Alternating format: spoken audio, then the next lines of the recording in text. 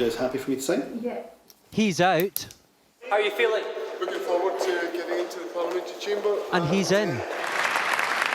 Fresh from an SNP leadership coronation, John Swinney now prepares to form a minority government.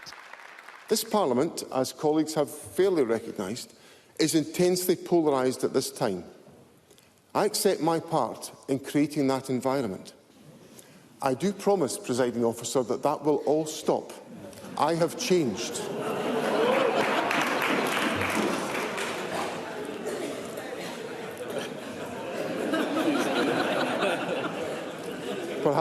Perhaps time will tell on that one. And how can you get the people of Scotland? A similar story for his promise to eradicate child poverty.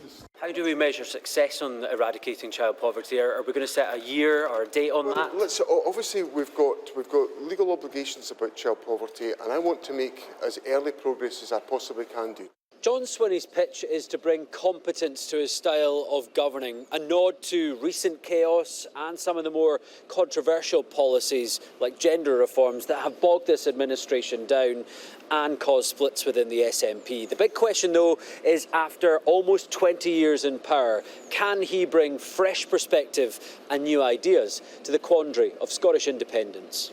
So you voted for independence in 2014? Yes, I did. Some, like Alistair, are not convinced. Basically, there's not a majority in the worst possible period for, a terrible Tory government, a terrible Labour opposition. They still can't find the wherewithal to get a majority. People who say they want independence are usually drowned out by people who say they don't. But views might have changed since Brexit. Hi, Connor. How are you? In a party hoping to heal its wounds, all eyes on where this former leadership candidate will sit in cabinet. That's his decision to take, and I look forward to serving in whatever role. This is Bute House, the home of Scotland's First Minister. It has its third resident in little over a year. A new chapter for John Swinney and his wife.